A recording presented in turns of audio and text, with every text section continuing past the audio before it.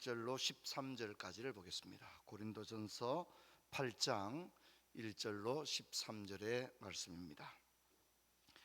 우상의 제물에 대하여는 우리가 다 지식이 있는 줄을 아나 지식은 교만하게 하며 사랑은 덕을 세우나니 만일 누구든지 무엇을 아는 줄로 생각하면 아직도 마땅히 알 것을 알지 못하는 것이요 또 누구든지 하나님을 사랑하면 그 사람은 하나님도 알아주시느니라. 그러므로 우상의 제물을 먹는 일에 대하여는 우리가 우상은 세상에 아무것도 아니며 또한 하나님은 한 분밖에 없는 줄 아노라. 비록 하늘이나 땅에나 신이라 불리는 자가 있어 많은 신과 많은 주가 있으나 그러나 우리에게는 한 하나님 곧 아버지가 계시니 만물이 그에게 낳고 우리도 그를 위하여 있고 또한 한 주 예수 그리스도께서 계시니 만물이 그로 말미암아 우리도 그로 말미암아 있느니라. 또 그러나 이 지식은 모든 사람에게 있는 것이 아니므로 어떤 이들은 지금까지 우상에 대한 습관이 있어 우상의 제물로 알고 먹는 고로 그들의 양심은 약하여지고 더러워지느니라. 우리 8절부터 같이 읽습니다. 음식은 우리를 하나님 앞에 내세우지 못하나니 우리가 먹지 않는다고 해서 더 못 사는 것도 아니요 먹는다고 해서 더 잘 사는 것도 아니니라. 그런즉 너희의 자유가 믿음이 약한 자들에게 걸려 넘어지지 않는 것이 되지 않도록 조심하라. 지식이 있는 내가 우상의 집에 앉아 먹는 것을 누구든지 보면 그 믿음이 약한 자들의 양심이 담력을 얻어 우상의 제물을 먹게 되지 않겠느냐. 그러나 내 지식으로 그 믿음이 약한 자가 멸망하나니 그는 그리스도께서 위하여 죽으신 형제라. 이같이 너희가 형제에게 죄를 지어 그의 약한 양심을 상하게 하는 것이 곧 그리스도에게 죄를 짓는 것이니라. 그러므로 만일 음식이 내 형제를 실족하게 한다면 나는 영원히 고기를 먹지 아니하여 내 형제를 실족하지 않게 하리라. 아멘. 인사합시다. 반갑습니다. 잘 주무셨죠? 특세가 이제 열흘 지나고 이제 오늘 13일차 이렇게 벌었는데 20일까지가 좀 힘든 것 같아요. 이번 주 지나면 20일이 지나니까 거의 절반 지나가는데 은혜가 필요한 것 같아요. 저도 이제 목 관리가 있는데 우리 목사님들도 목 관리가 참 쉽지 않은. 저는 어제 8시에 잠을 잤다는 것을 말씀드리고 싶습니다. 8시 자서 새벽 4시에 깼습니다. 진짜 어떤 때는 목회다 그런 생각합니다. 야, 목을 하나 냉장고에 넣어놨다가 이렇게 딱 깨끗하게 또 쓰고 그러면 좋겠다. 그런 생각을 많이 해봤습니다. 자, 오늘 이 말씀은요, 우상의 제물은요 성경에 많이 나옵니다. 고린도전서도 10장에 또 나옵니다. 그래서 이 문제는 오늘만 다루는 게 아니라 여러 번 다루게 되는데 이게 굉장히 중요해요. 오늘은 우상의 제물을 먹느냐 마느냐 하는 문제인데 이게 간단하지가 않습니다. 우상의 제물 먹으면 안 되지 않습니까? 그런데 이게 그렇게 간단한 문제가 아니었다는 거예요. 그래서 우리가 오늘 이 문제를 한번 잘 살펴보게 되면 또 10장에서 한 번 더 살펴볼 텐데 요것을 다른 상황에서도 적용할 수 있는 굉장히 좋은 어떤 신앙인의 성숙한 신앙인의 원리라는 것을 알 필요가 있습니다. 자, 고린도 교회의 문제 중에 하나가 신전에서의 제사 의식이었습니다. 여러분, 신전이 로마의 모든 고대 도시의 아크로폴리스는 모든 도시에 아크로폴리스가 있습니다. 그 아크로폴리스는 높은 곳에 있습니다. 높은 곳에. 그리고 그 높은 아크로폴리스는 대부분 항구가 내려다 보이는 높은 곳에 부산의 용두산 공원 그런 정도에 있는데 거기에는 많은 신전들이 있다는 겁니다. 특히 고린도는 아프로디테 신전이 있었고 또 당연히 가는 곳마다 다 있는 게 뭐냐면 제우스 신전은 모든 도시마다 다 있었습니다. 그리고 이제 거기서는 1차적으로 종교 행위 신에게 제사를 드리는 기능도 있었지만 중요한 것은 사회적 기능이 있었다는 거예요. 자, 이렇게 생각하십시다. 식당이 없는 거예요. 식당. 여러분, 우리가 식당이 따로 있고 신전이 있는 게 아니라 식당이 어디라고 생각하면 되냐면 신전이 식당입니다. 식당. 그래서 라이온스 클럽에서 모임을 하면 식당에 가서 회식을 해야 되는데 그 식당이 어디라고요? 신전이었다는 걸 생각해야 됩니다. 나는 이제 제우스 신을 믿지 않아요. 아프로디테 신을 믿지 않아요. 근데 라이온스 클럽에서 4월 원래 회식을 어디서 한다는 겁니까? 제우스 신전 별관에서 한다 이 말입니다. 그러면 초청 장소가 어떻게 되죠? 예, 제우스 신전 별관에서 우리 라이온스 클럽 2월 원래 모임을 합니다. 이렇게 되어지는 거예요. 자, 그리고 당시의 모임이라는 것은 다 일종의 조합입니다. 조합, 직물 조합, 또 뭐 이렇게 뭐 건의 뭐 의협 조합, 뭐 이런 조합들이 있었던 길드 제도가 있었다는 거예요. 근데 각 조합마다 자기들이 섬기는 신이 다 있었다는 거예요. 이해하시겠죠? 예, 직물 조합 길드에서 섬기는 신이 자기들의 신이 있는 거예요. 재물을 불러오는 신, 뭐 해상 무역과 관련된 신, 이런 농사와 관련된 신을 섬기는 자신들의 신이 있는 거예요.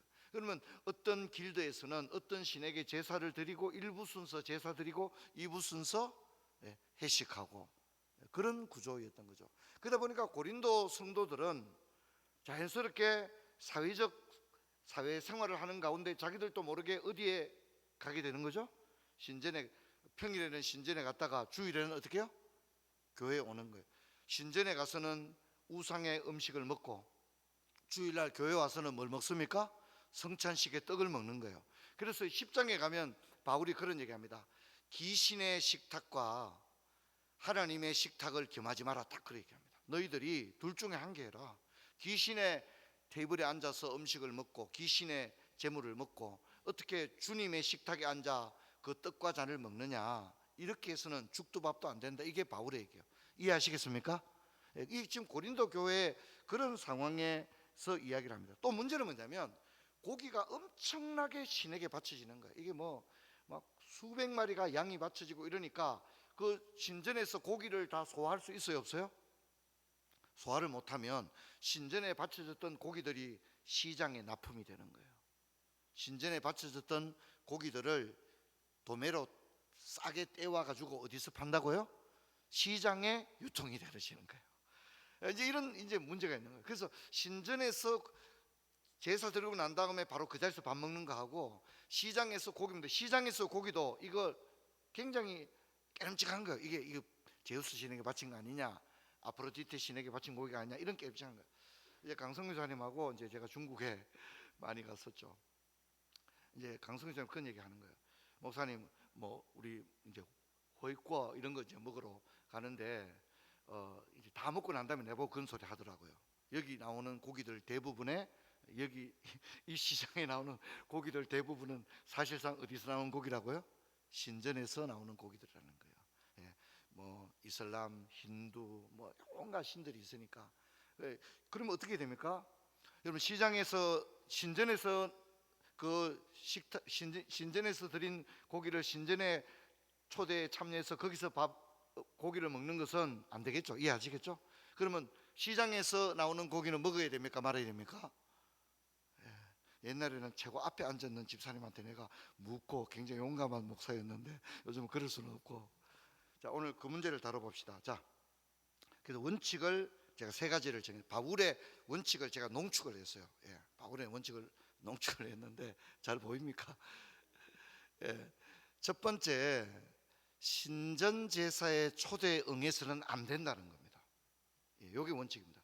신전 제사의 초대에 응해서는 안 된다. 신전 제사에 참여하지 마라. 신전에서의 식탁, 이거는 귀신의 식탁이다. 바울이 딱 그 개념을 정립합니다. 거기서 고기는 먹으면 안 된다. 그런 귀신과 교제하는 것이다. 딱 개념을 아주 바울이 뭐 알아서 하세요 이러면 안 되잖아요, 그죠? 그래서 선을 아주 분명하게 꺼주는 거예요. 여기에 대해서 고린도 성도들이 더 이상 헷갈리지 않도록 선을 꺼주는데, 신전 제사에 초대 응해서는 안 되고 신전에서의 식사는 귀신의 식탁이다. 귀신과 교제하는 거다. 딱 그런 사람은 성찬식에 참여하지 마라. 귀신과 먹어라. 딱 선을 긋습니다. 두 번째, 자, 두 번째 이 읽어볼까요? 시작. 시장에 봐서 음식 먹는데 조건이 하나 있어요. 시장에 파는 것을 먹으면 돼요. 먹으면 되는데 단지 어떻게 하라고요? 묻지 말고 먹으라는 겁니다. 이 고기 어디서 왔어요? 이렇게 물어보지 말라는 겁니다. 양심을 위해서 묻지 말고 그냥 먹으라. 양심을 위해 묻지 말고. 유대인들이 이제 우리는 아직 우리 교회는 이스라엘에 아직 안 가봤는데 내년에 우리 교회가 30주년 해서 이스라엘 지리 여행을 가려고 합니다. 근데 이스라엘에 슈퍼마켓에는 모든 물건에 11조를 냈는지 안 냈는지가 딱지가 다 붙어 있답니다.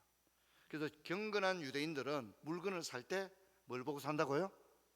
11조를 바친 물건만 이렇게 바구니 담지 11조를 안 바친 그런 물건은 안 담는다는 거죠.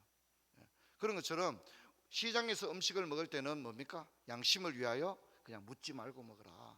이렇게 개념을 정리하고 있습니다.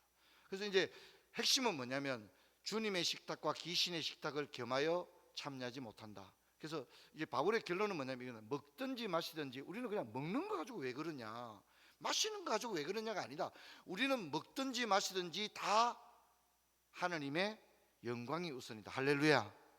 오늘 제가 설교 다 한 겁니다. 이게 이제 제가 개념을 다 정리했습니다. 그런데 이제 8장에 보면 이런 얘기가 나옵니다. 어떤 사람들, 여기 지식 얘기 나오죠. 8장 1절 보면 우상의 제물에 대해서는 우리가 다 지식이 있는 줄 아나 지식은 교만하게 하며 라고 말을 하고 있습니다. 그리고 4절에 보면 우상의 제물을 먹는 일에 대해서는 우상은 세상에 아무것도 아니다. 그렇게. 자, 10절 볼까요? 지식이 있는 내가 우상의 집에 앉아 먹는 것을 누구든지 본다면, 여기 이해하겠죠? 이게 1번 상황이죠. 그죠? 여기 지식은 무슨 지식일까? 이런 겁니다.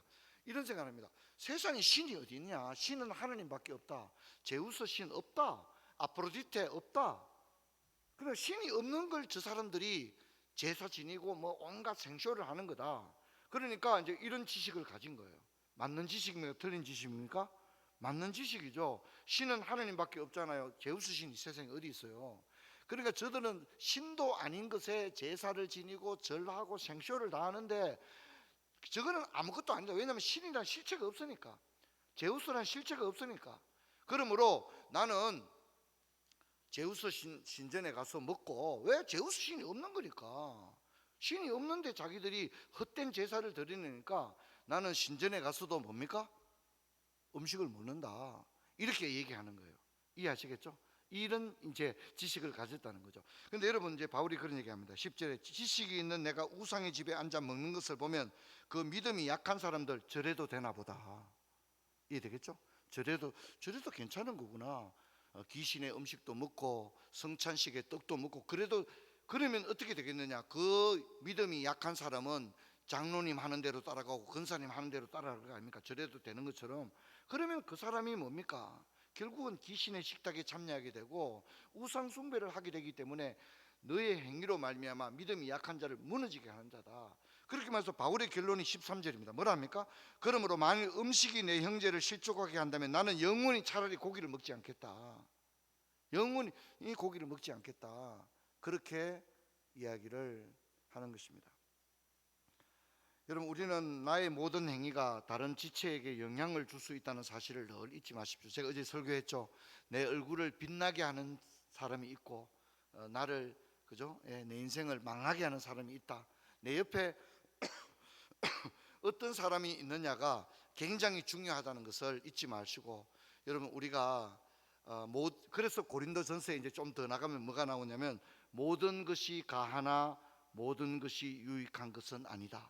모든 것이 가하나 모든 것이 덕을 세우는 것은 아니다. 할렐루야.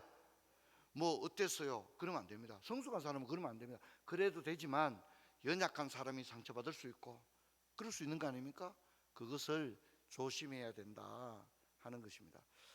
우리 찬양하고 기도하고 돌아가도록 할 텐데, 이제 제가 가까이 지내는 목사님이 목회하다가 루게릭이 와가지고 설교를 못하게 되시고 이렇게 요양을 하시다가 소천을 하셨어요. 그래서 제가 생각을 해보니까 이게 목회를 하는 것도 하나님의 은혜다. 하나님이 건강 주니까 여기 서서 목회를 하는 거지, 몸이 약하고 이러면 목회하고 싶어도 할 수 있는 게 아니구나. 제가 그런 생각을 하게 되었습니다. 여러분, 우리가 오늘 들은 말씀 생각하면서 하나님께서 우리에게 주신 인생의 날들 가운데 정말 살아있다고 하는 것은 열심히 살아야 되는 거구나.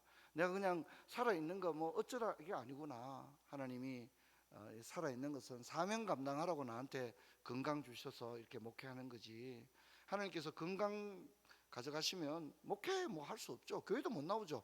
새벽 기도를 어떻게 합니까? 병원에 누워 있어야 되는데. 그런 생각을 제가 해봤습니다. 오늘 하루도 우리가 좀 사는 게 힘들죠. 또 이렇게 40일 새벽기도 하는 것도 힘듭니다.